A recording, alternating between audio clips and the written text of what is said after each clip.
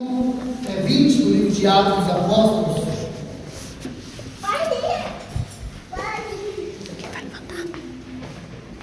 A partir do verso de número 7, Atos 20, a partir do verso de número 7. Nós vamos ler até 12.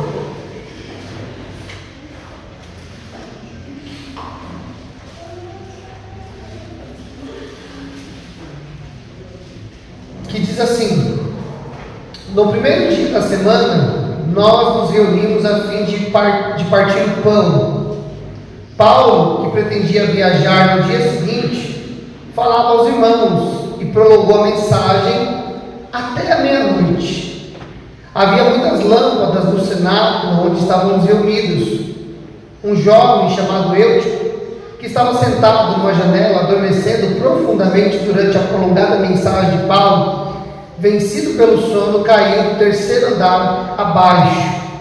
Quando levantado, estava morto. Mas Paulo desceu, inclinou-se sobre ele e, o abraçando, disse: não fiquem alvoroçados, pois ele está vivo. Subindo de novo, Paulo partiu o pão e comeu. E lhes falou ainda muito tempo, até amanhecer, e assim partiu. Então conduziram vivo o rapaz e sentiram-se grandemente confortados. Amém?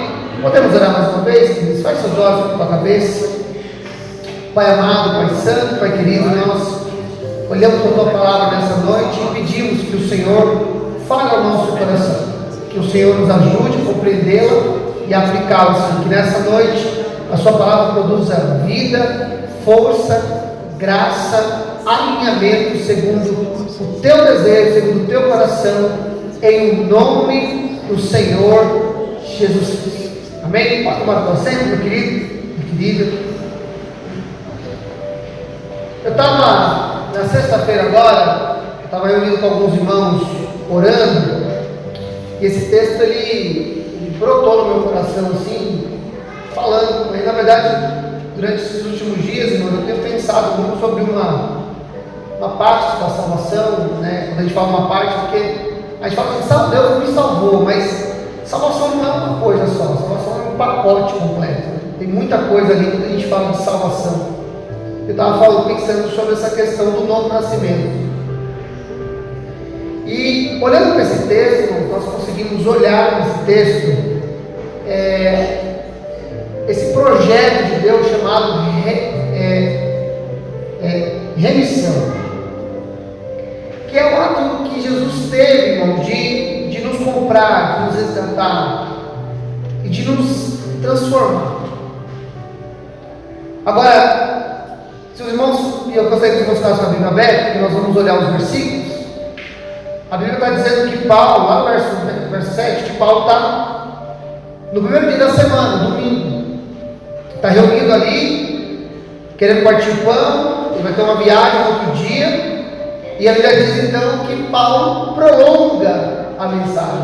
Paulo prolonga ali, porque ele está conversando com aqueles irmãos, naquele lugar, naquele cenáculo de oração. Paulo, como bom pregador, gosta de falar, né, irmãos? Todo bom pregador gosta de falar, isso é longo, porque gosta de falar das coisas de Deus, né? E ele está ali, ele está alongando. Só que lá no verso de número 9, a Bíblia vai dizer que tinha um jovem. E esse jovem estava ali junto com os irmãos, naquele cenáculo, aquele lugar que eles oravam. E ele estava sentado na janela. Mas a Bíblia vai dizer, irmãos, que ele estava no terceiro andar. Terceiro andar. E aí Paulo vai se alongando, vai se alongando. E aquele menino começa a adormecer e ele cai da janela.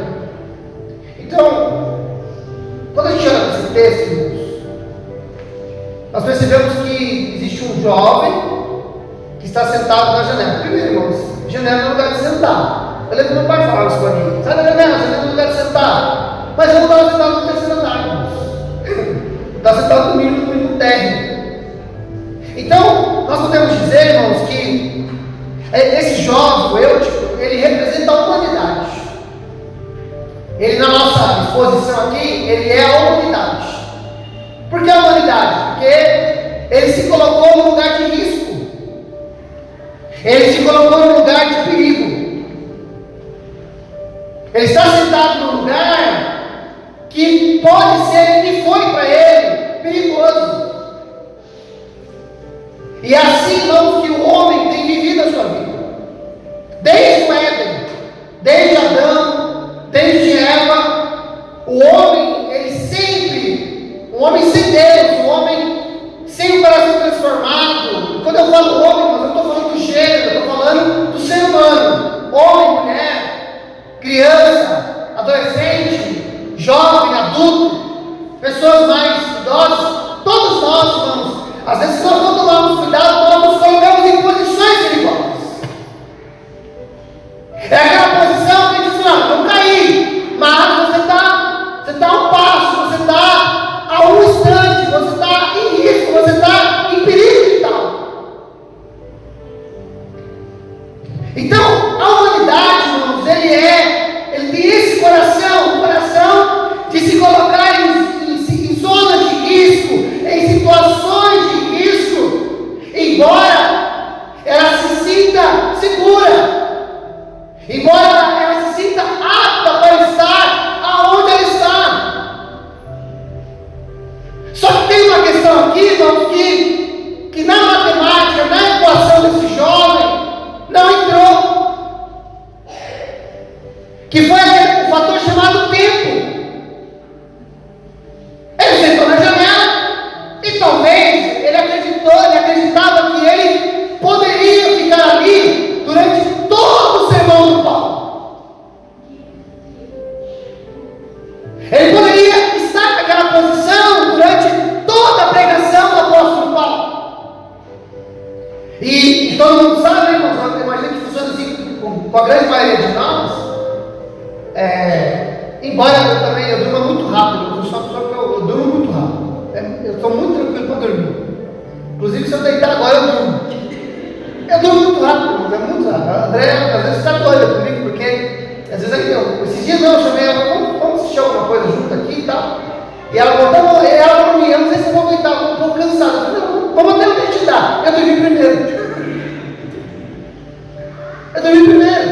Então, mas a gente sabe, irmãos, que o sono, ele não é uma coisa assim, não é um desmaio, uma coisa que você apaga assim, ele vai dando sinais, não é?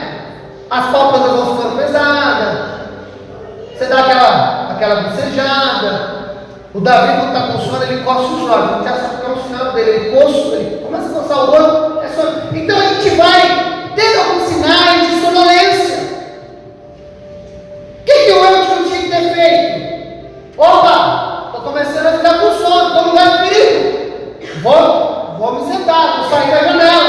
O que ele fez? Ele continuou na janela.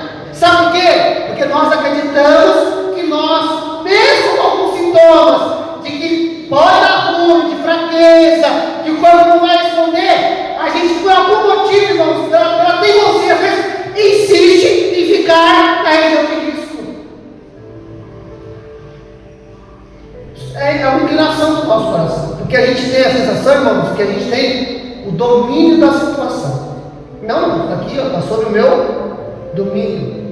Isso daqui está sobre a minha. Não, imagina, eu sei lidar com isso. Eu sei lidar com a situação. Eu sei lidar com o seu problema. Eu sei lidar com isso. A gente sempre acha, irmãos, que a gente pode lidar com as situações, mesmo aquelas que estamos colocando em situações de risco. Mas a gente sempre acha que a gente tem o controle das coisas.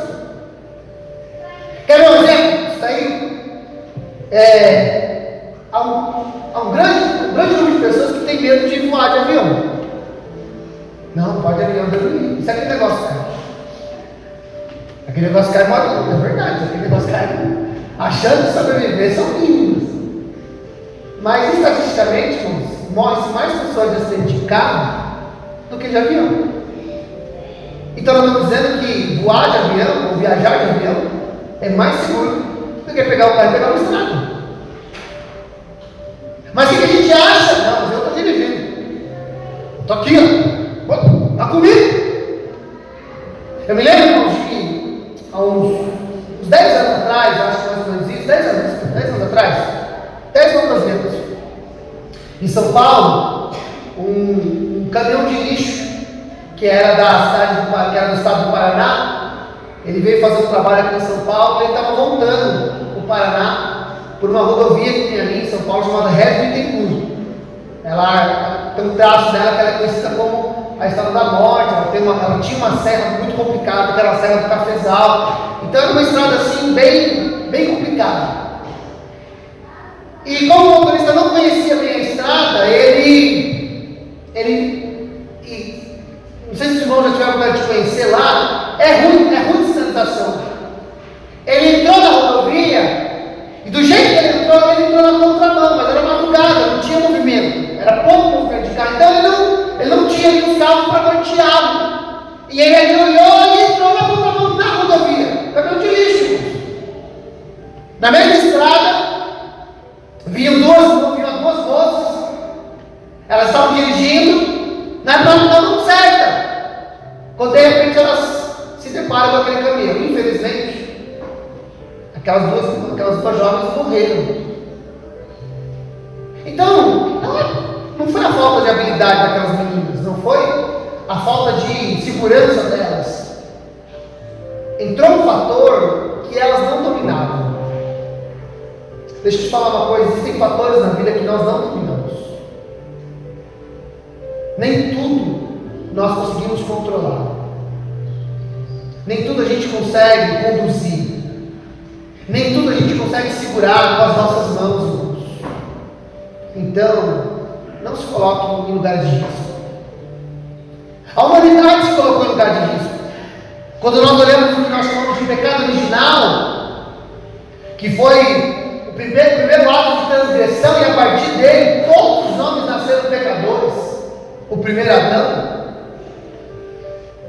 O que aconteceu? A Eva achou que ela estava num lugar de controle. Ela começou a desenvolver uma conversa com a serpente. Na minha cabeça, irmãos, ela tinha que ter dado um tapa na boca da serpente. Falei: sai daqui. Mas ela vai, sabe, rebatendo. E ela, no começo, parece que a Eva está bem. Ela está conversando, ela está debatendo, ela está. Mas chegou a hora que aquela conversa vai encantando o coração dela. Aquele veneno sutil da serpente, do diabo, ele vai entrando no coração dela, e ela então produz um sentimento, um pensamento que já não mais coloca ela na zona de risco, mas produz a queda. Ela não apenas cai, ela cai e faz com que seu marido também caia. Por quê? Porque ela foi criada não para conversar com a serpente, não para conversar com o diabo. O homem foi feito e foi criado para ter comunhão com Deus. Mas por algum motivo, irmãos, ela acreditou que ela poderia desenvolver aquela conversa. Assim como eu acreditava que poderia sentar na janela do terceiro andar. Por quê? Eu sou jovem, não consigo. E aí vai te expressando os sinais de sonolência. Vai te expressando os sinais que o corpo está dizendo: olha, você está cansado, daqui a pouco você vai pegar no sono, daqui a pouco você vai dormir. Irmão, eu não posso dirigir à noite. Minha esposa sabe. Se eu puder evitar, eu evito. Porque eu já dormi no volante 2 vezes, irmãos. Graças a Deus, nunca me acidentei. Uma vez voltando de um passeio da Baixada, nós pegamos um trânsito muito forte na subida. Eu fiquei 4 horas parado, irmãos. Imagina, 4 horas parado. Eu lembro que quando eu cheguei em São Paulo, você quando sai da rodovia que dá a Baixada, você cai na Marginal, e a Marginal é movimentada a qualquer horário. Eu lembro que tive um conflito que eu não sabia se eu acelerava para chegar mais rápido ou se eu diminuía a velocidade. Se o carro capotar, a gente está embaixo da velocidade. Eu não sabia. E eu dormi, irmãos, várias vezes no volante. Pisquei um monte de vezes. Uma outra vez eu estava pregando, eu fui pregar em Salto Grande aqui. Preguei domingo à noite. Falei para o pastor: não, pastor, eu vou voltar, vou embora. Os irmãos sabem que Salto, daqui para Salto, são 2 horas. E daqui para São Paulo, são 2 horas e meia. Então eu tinha um trajeto de 4 horas e meia para fazer, irmãos. E eu achei que eu conseguiria chegar bem. Imagina. Quando eu cheguei aqui na região Javaré, eu estava abrindo a boca. Javaré para São Paulo, 300 quilômetros, irmãos. Eu lembro que quando eu cheguei ali, mais ou menos ali na região ali devia ser Porto Feliz, Sorocaba e tudo, a André, irmão, já estava cantando, abrindo vídeo, jogando água na minha cara. Sabe por quê? Porque eu desprezei os sinais de Deus. Graças a Deus, irmãos, o anjo me livrou. Deus me abençoou, Deus me guardou. Eu acho que Deus fez mais por causa dela do que por causa de mim. Então, perceba que a gente vai desprezando os sinais. Então a gente vai perdendo aquela paixão de congregar. E aí a gente fala, não, mas é só hoje que eu não vou. Mas é só hoje. A gente vai perdendo o prazer da palavra de Deus, a gente vai se colocando em zona de perigo, não lendo mais a palavra, não se expondo à verdade da palavra. Martim Lutero dizia que não sou eu que leio a palavra, é a palavra que me lê. Porque quando nós olhamos a palavra de Deus, nós olhamos como quem olha para um espelho. E por que a gente olha no espelho, irmão? Porque a gente quer ver a nossa aparência, a gente quer ver como a gente está. Está bem arrumado, está bem alinhado, está organizado, se o cabelo está feito, está legal, se a roupa está combinando. A gente precisa, esse olhar nos diz que como nós estamos. Então, quando nós deixamos de olhar para a palavra de Deus, quando nós deixamos de lê-la, então nós deixamos de ver como está o nosso estado espiritual à luz da Bíblia, à luz da palavra de Deus.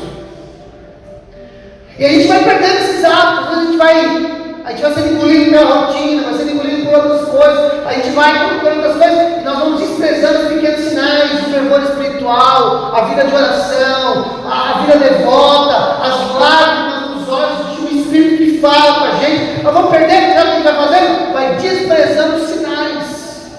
E aí, além de desprezar os sinais, ainda está numa situação de risco. Talvez você está me ouvindo essa noite, aliás, talvez não, vou falar com certeza, você está me ouvindo essa noite, possivelmente você está sendo tentado, mas você está resistindo, mas ainda na zona de perigo. Um pouco mais de tempo você vai cair. É só uma questão de tempo. Se os irmãos olharem, por exemplo, o sermão profético de Jesus, Mateus 24, 25, ele vai falar do sinais, do fim do tempo, guerra, rumor de guerra, ele vai falar nação contra nação, reino contra reino, ele vai falar da diminuição do amor, ele vai citar vários eventos, e aí ele vai começar a entrar na questão do tempo, Mateus 25, então ele vai contar a parábola das 10 virgens. Então, no casamento judaico, as virgens, elas acompanhavam o noivo, ela fazia parte do cortejo do noivo.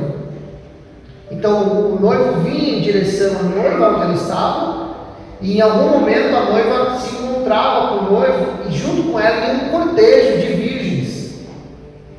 E a Bíblia vai dizer então que aquelas 10 mulheres se prepararam para essa celebração, para esse cortejo.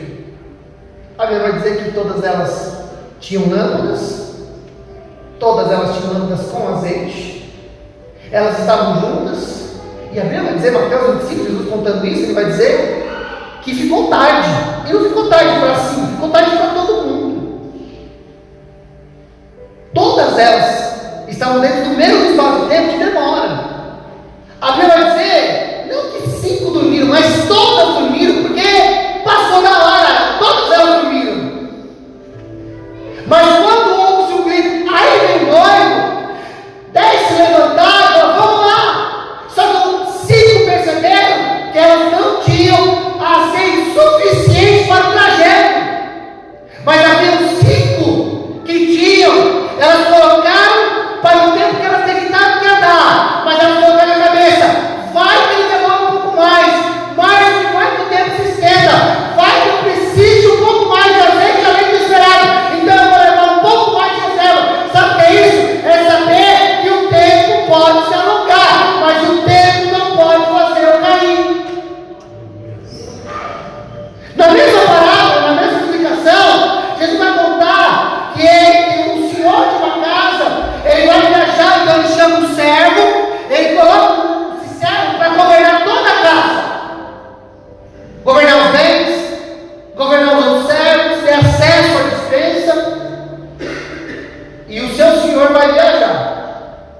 A Bíblia diz que aquele homem, passado o tempo, ele começa a usar os recursos que o Senhor tinha dado para ele administrar, para ele cuidar dos outros, para ele cuidar da casa, para ele cuidar dos afazeres. Ele começou a gastar de forma desenfreada. E não somente isso, ele começou a espancar os trabalhadores da casa. Sabe por quê? Porque ele colocou um pensamento no coração dele: o meu Senhor vai demorar a chegar. Então, irmãos, se colocar em situação de risco, não levando em consideração o tempo, é igual a uma queda. Você vai cair, eu vou cair. E aí já poderia dizer que Paulo, ele alonga na mensagem, aquele jovem não suporta o tempo, não suporta os dias, não suporta as horas, não suporta o sermão, e ele dorme, ele pega o sono. E quando isso acontece, ele cai. Sabe por que nós caímos, irmãos? Porque nós perdemos a noção da realidade, nós perdemos a noção do perigo. Eu não sei se eu já contei isso aqui, eu já nem sei mais onde eu estou contando as coisas, mas então é capaz de que em algum momento eu repito as histórias, tá? Mas quando a gente dirigiu uma igreja de Cargueiras, a gente conheceu uma família que tinha viajado, acho que para a Argentina. E aí o rapaz contou uma história para a gente ter morado aqui, lá na cidade da Argentina onde eles estavam, no estado que eles estavam lá, à noite deu um tremor, a casa balançou. E aí todo mundo levantou, desesperado, e saiu dentro da casa, assim, todo mundo menos uma pessoa, uma mulher que estava dormindo profundamente. E disse que o tremor não foi pouco não, disse que o tremor foi considerável, pode assustar, cair coisa no chão, e o pessoal saiu dentro da casa. Eu fiquei pensando depois do marido, né? Falei, marido corajoso, né? Nem voltou para acordar essa coisa, né? Falaram, vamos ver o que vai dar esse negócio aí. E aí, já era madrugada, eles estavam todos assustados, aí parou o tremor, ninguém mais conseguia dormir, eles foram todos para a cozinha lá e ficaram conversando e tal. E disse que daqui a pouco a mulher levanta, coçando os olhos, olha, o que vocês estão fazendo essa hora, essa madrugada? Contaram para ela que tinha tido um tremor. Eu falei, mentira, vocês estão mentindo para mim, não tem coisa caída aqui, tem coisa caída lá. E ela percebeu que ela não percebeu, ela não teve noção de que ela estava debaixo de um grande risco, porque quando a gente dorme, a gente perde a noção da realidade. Quando a gente dorme, às vezes as pessoas dizem para nós: você está em lugar de risco, meu filho. Jovem, você está em lugar de risco. Homem, mulher, você está em lugar de risco. E sabe o que a gente faz? A gente não ouve, sabe por quê? Porque nós estamos sonolentos, nós estamos dormindo, nós perdemos a percepção do perigo. E quando a gente perde a percepção do perigo e estamos no lugar aonde tem uma iminência de queda, uma zona de risco, o que vai acontecer? A queda, e a queda produz morte. Quando os primeiros seres criados se colocaram na zona de risco, eles perderam a noção da realidade, eles perderam a noção da percepção, eles acreditavam que poderiam dominar ela, e eles caem. A Bíblia vai dizer que a partir dali, irmãos, todo homem está morto no seu pecado e delito, nós morremos. A palavra de Deus se cumpre, que a Bíblia diz que todo aquele que pecar, esse morrerá. A Bíblia vai apontar para nós, irmãos, não apenas uma morte, ela vai apontar algumas mortes. O homem morre no pecado no seu espírito, por consequência do pecado, ele morre no seu corpo, e depois do juízo eterno, ele vai viver uma morte eterna.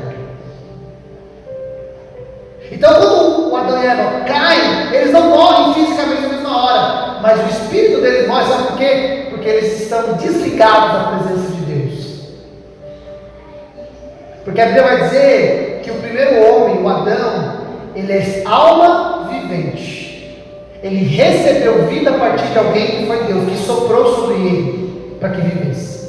A vida dele é no Senhor. E quando ele sai da presença de Deus, ele perde a vida e agora ele está morto no seu pecado e delito, como todo homem está. Porque ele vai dizer com os Romanos 6 que todos os homens pecaram e todos os homens estão destituídos da graça de Deus, da glória de Deus.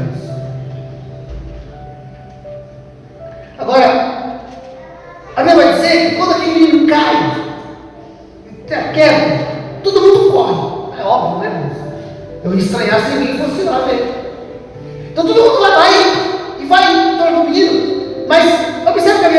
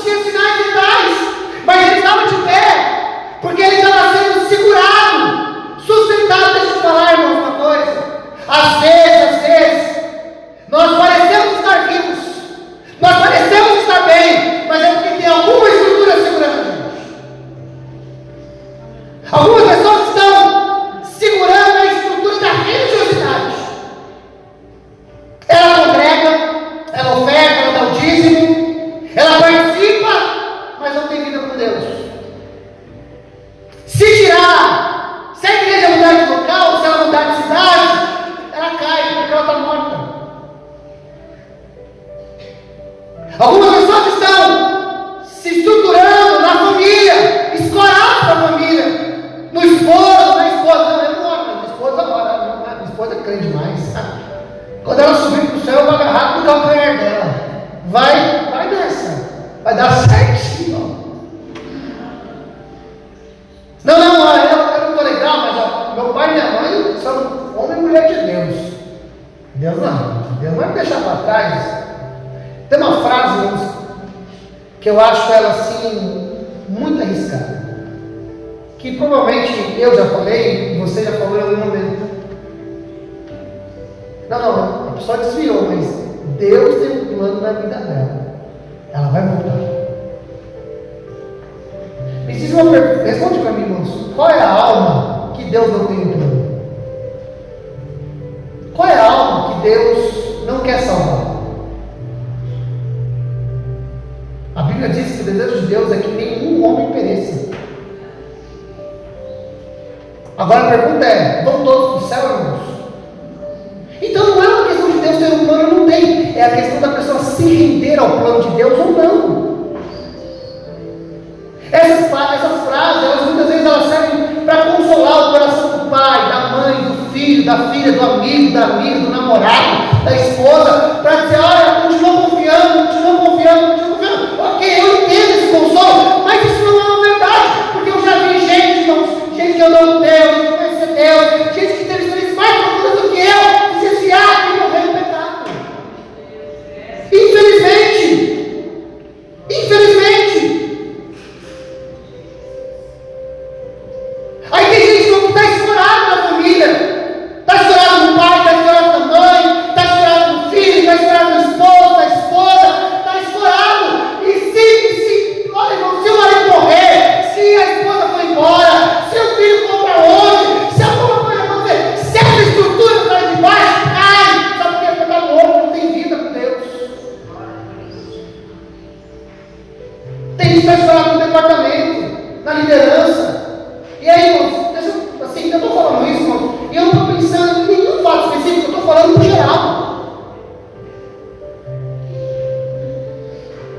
Se bobear, como pastor, se eu não tomar cuidado, eu só estou de pé, porque eu estou escorado no meu chamado, mas não tem vida com Deus.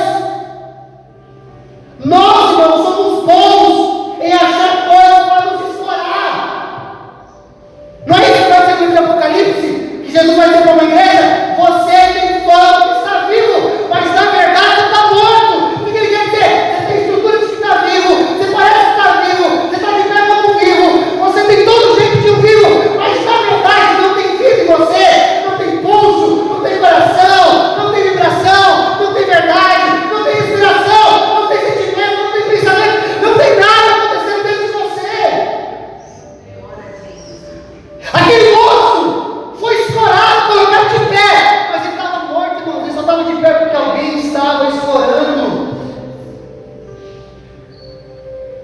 E nós vamos ver na história, irmãos, que Israel, muitas vezes,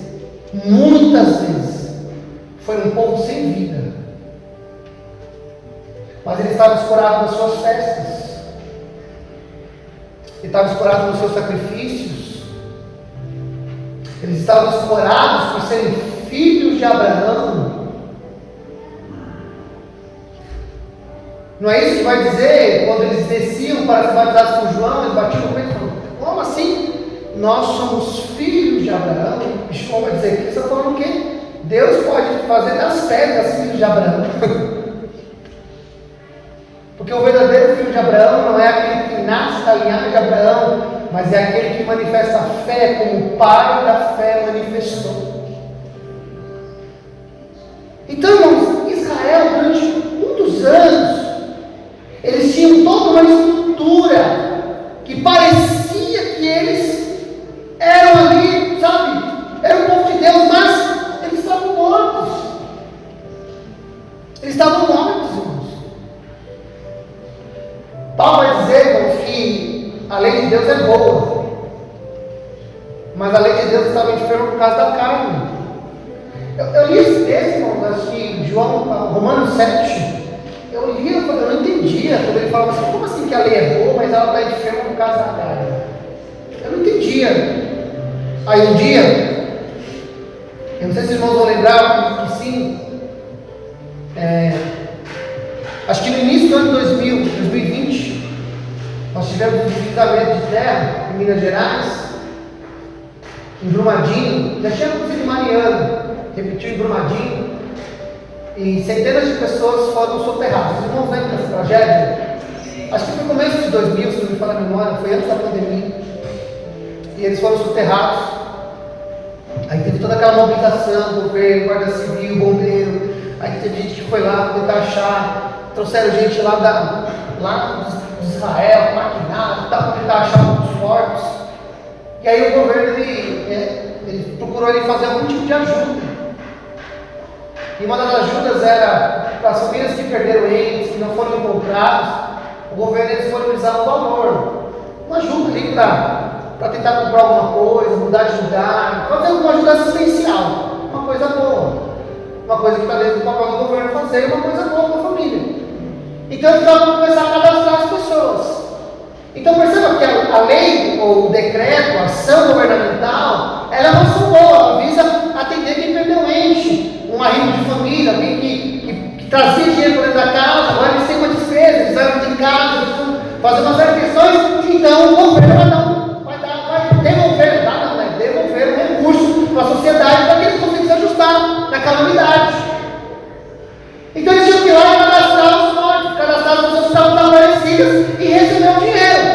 Ok? Então a lei é boa, a intenção da lei é boa, mas como em todo lugar tem, aqueles que procuram ludibriar a lei, fazer as falcatruas, as mentiras. Tem gente que começou a dizer que tinha gente que tinha sido desaparecido, mas ela não estava desaparecida. Então começou um grupo de gente procurar, dizer que tinha gente morta, desaparecida, mas elas não tinham desaparecido, estavam morando no meu estado, ou não tinha morrido naquela data. Tudo isso para receber o quê? O dinheiro. E quando eu olho para a Bíblia dizendo assim, que a lei é boa, mas ela está em cima pela carne, sabe o que está dizendo? Que a lei de Deus deu a Moisés, ela é boa. O problema é que o homem não consegue cumpri-la. É que o homem tem um coração inclinado para o mal. Aí a Bíblia vai dizer que então a lei, ela veio sublinhar o pecado do homem, a inoperância do homem. Eu não sei você, mas por exemplo, quem tem hábito de riscar a Bíblia? Levanta a mão. A minha é toda riscada. O que você está fazendo? Você está destacando algum texto, alguma passagem, algum versículo que você achou interessante. Isso chama-se sublinhar. Então você está lendo alguma coisa e você fala, isso aqui é importante. A gente marca, porque a gente quando vai procurar novamente acha fácil o endereço, onde está. Então a gente marca, a gente destaca. Tem gente que risca livro. Quem risca livro aqui, irmão? Eu também risco, eu confesso.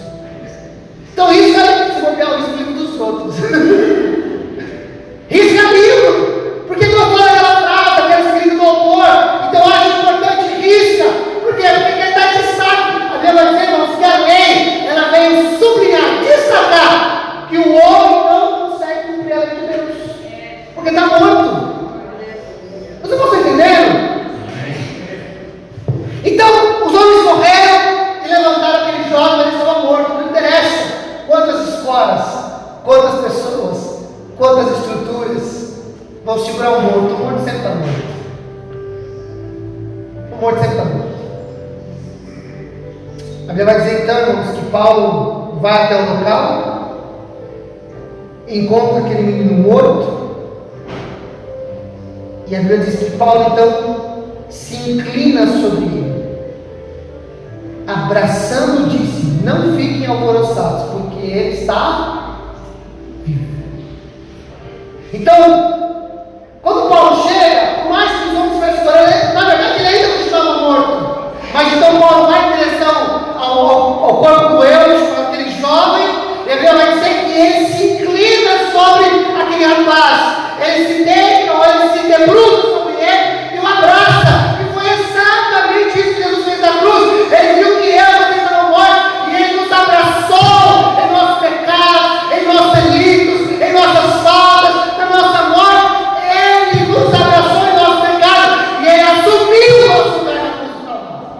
Glória a Deus, aleluia. Ele debruçou o lugar que nós somos fortes.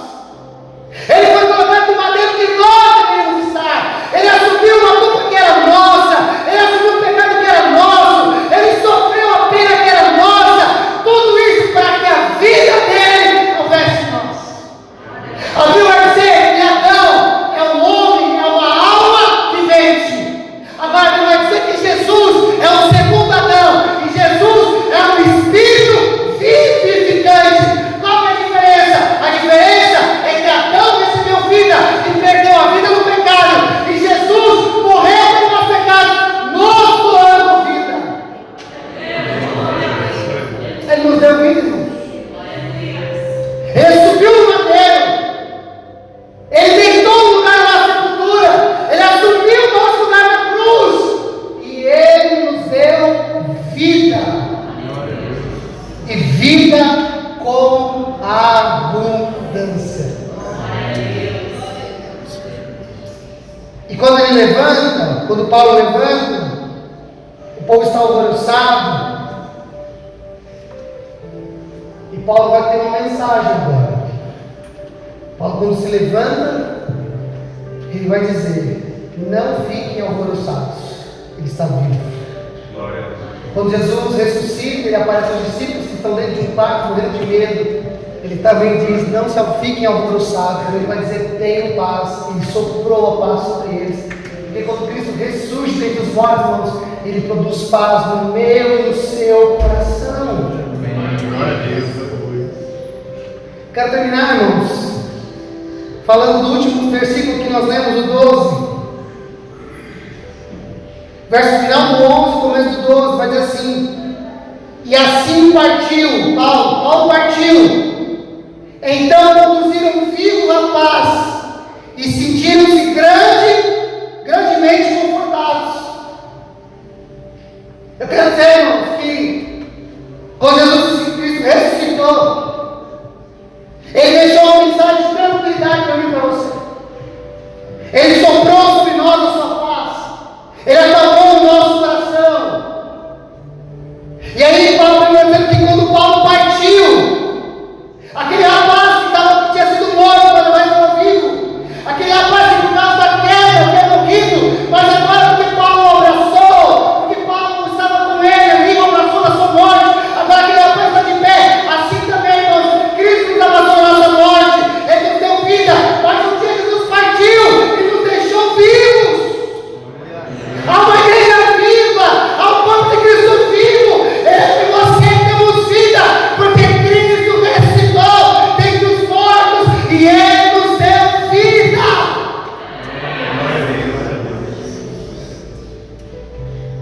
Então, irmãos, existe um poder que não está na estrutura, nas escolas. O seu marido, a sua esposa, eles são muito importantes. Eu não estou aqui para diminuir o poder da família de jeito nenhum. Seu filho, sua filha são bênçãos, importantes para você, devem ser. Seu pai e sua mãe são preciosos, devem ser amados, honrados. A igreja, os departamentos, as nossas estruturas que nós organizamos para fazer o melhor pastoreio são muito importantes. Eu não estou diminuindo nada disso. Eu não estou dizendo que a gente não tem que ter mais nada. Pelo contrário, nós temos que ter, melhorar, intensificar, ajudar, orar nos nossos departamentos. Eu não estou dizendo nada disso. Mas entenda que nada disso produz vida. Nós não produzimos vida. Existe só um poder que é capaz de produzir vida, o Espírito Santo de Deus. Ele é o único que pode voltar o corpo morto, um homem caído, uma mulher caída por causa do pecado. Ele é o único que pode tirar da sepultura e dar vida, e vida com abundância. Às vezes nós nos cansamos, sabe por quê? Porque a gente quer colocar estrutura em quem está morto. A gente quer escorar as pessoas que não têm vida com Deus. E aí o que acontece? A gente coloca uma escola, cai de lado, coloca uma escola, cai de outro, coloca uma escola, cai para frente, coloca uma escola, cai para trás. Não importa qual é o nível de estrutura que nós vamos colocar, o morto sempre vai ser um morto, até que o Espírito Santo venha e produza a vida na sua coração. Então o que nós precisamos, irmãos, é que Deus produza gente viva. Gente que vai usar da estrutura para abençoar. para fazer mais, para servir o Senhor com alegria, mas não vai servir de escola, não vai servir para parecer que está vivo. Na verdade, irmãos, nós recebemos vida pelo poder do Espírito Santo de Deus, permanecemos de pé. Pode destruir todas as estruturas, pode tirar tempo, departamento, a gente pode perder entes queridos, mas a gente recebeu vida e a gente vai permanecer com uma fé inabalável, porque nós estamos vivos em Deus. Aleluia. Amém? Podemos orar por isso? Então, em nome de Jesus, pode ficar de pé.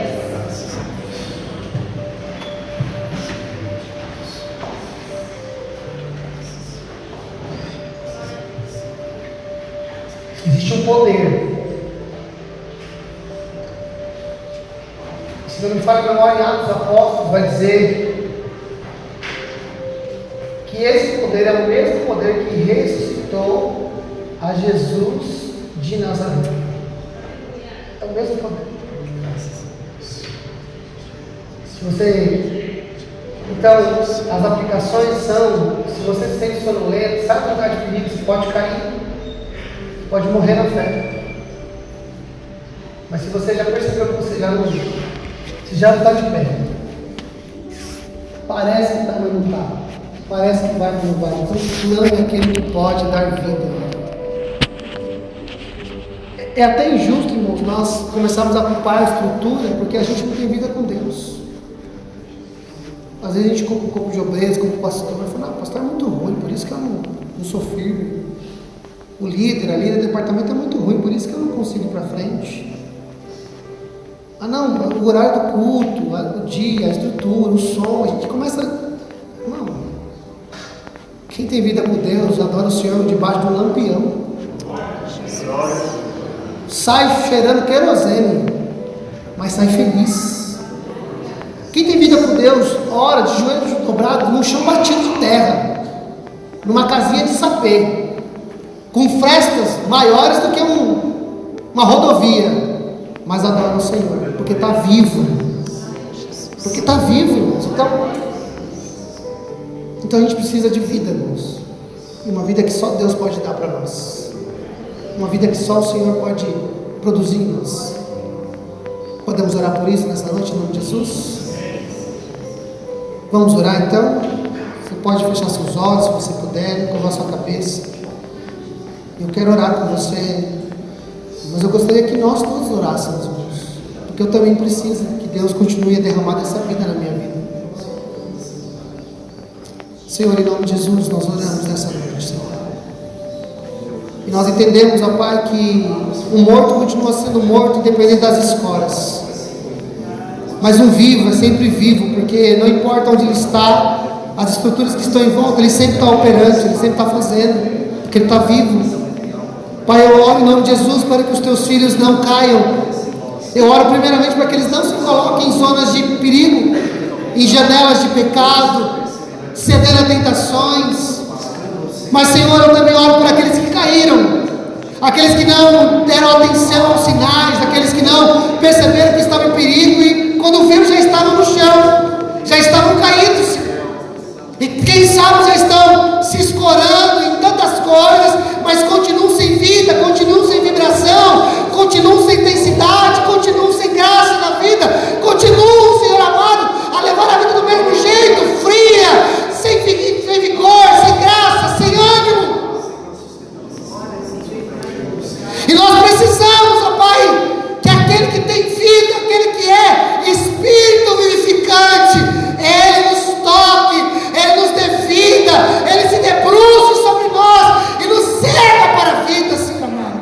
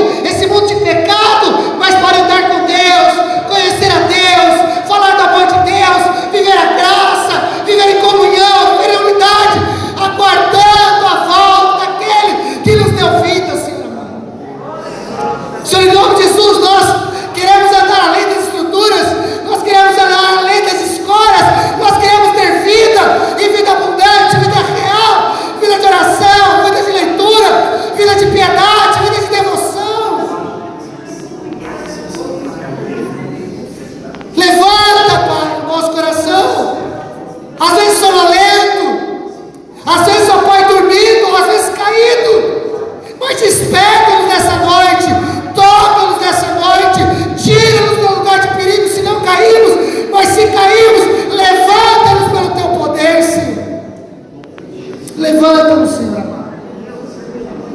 Levanta homens e mulheres que têm vida de Deus, que quando dobram os joelhos são homens e mulheres vivas orando diante do Senhor. A tua palavra vai dizer que o Senhor não é Deus de mortos, mas um Deus de vivos. O Senhor é um Deus de um povo que crê no Senhor, e porque crê no Senhor tem vida, e vida abundante, vida eterna, vida de Deus fluindo no seu corpo. Porque receberam do Senhor, o autor da vida, aquele que criou a vida, é o mesmo que nos deu a vida, aquele que morreu por nós, é o mesmo que nos dá vida e vida eterna. E eu oro, Senhor, para que a nossa vida seja de pé, por causa do poder do Espírito Santo de Deus. Que a nossa vida seja uma vida regada pelo poder do Espírito Santo de Deus. Que a gente ore debaixo do poder de Deus, que a gente leia a Bíblia debaixo da orientação do Espírito, que a gente tenha a vida devocional, a vida piedosa, porque em nós habita o Espírito de Deus, o Espírito vivificante, Senhor. Em nome de Jesus. Em nome de Jesus, que a gente não tenha fama de que está vivo, mas que de fato nós sejamos vivos, Senhor. Pai, em nome do Senhor Jesus Cristo, nessa noite, toca com o teu poder para curar, toca com o teu poder para restaurar a fé, toca com o teu poder, porque só o Senhor pode fazer isso. Isso não é obra de boa pregação, isso não é obra de uma boa música, isso não é obra de uma boa estrutura, isso é obra celestial, isso é obra divina, isso só o Senhor pode fazer. É uma obra extraordinária do Senhor, fazer gente morta viva. É só o Senhor recriar o Espírito, fazer nova criatura, dar novo nascimento. É só o teu Espírito que pode fazer.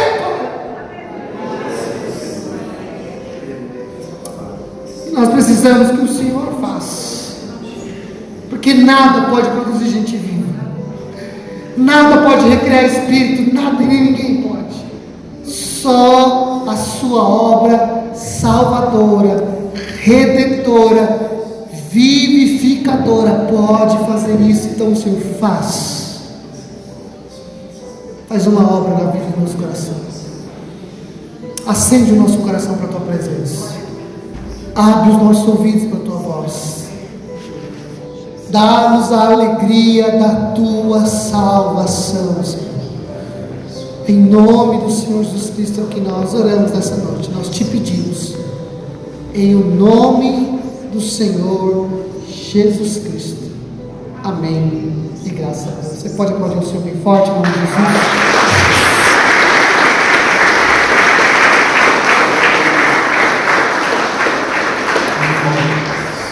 Glória a Deus. Amém, irmãos? Nós já temos os avisos, já comentamos as nossas atividades da semana. Quinta-feira nós temos culto às 19h30. Sábado nós temos o nosso encontro de casais às 19 horas. E domingo, se Deus nos der graça, permitir, estaremos aqui novamente adorando como vivos a um Deus vivo. Amém? Convite para o presbítero Bilches fazer o encerramento, pode ser? Amém, irmãos? Queridos, Deus te abençoe, uma boa semana, que o Senhor te acompanhe, que você tenha uma semana aí cheia de graça, em nome do Senhor Jesus Cristo. Amém, meus irmãos? Estenda assim suas mãos para cá. E o grande amor de Deus, a graça de nosso Senhor e Salvador Jesus Cristo, e a consolação do Espírito Santo de Deus esteja sempre conosco. E o mesmo Deus que nos trouxe também nos leve na paz do Senhor Jesus. Que a igreja diga amém. Louvado seja Deus. Está terminado em nome de Jesus. Não saia sem cumprimentar o seu irmão.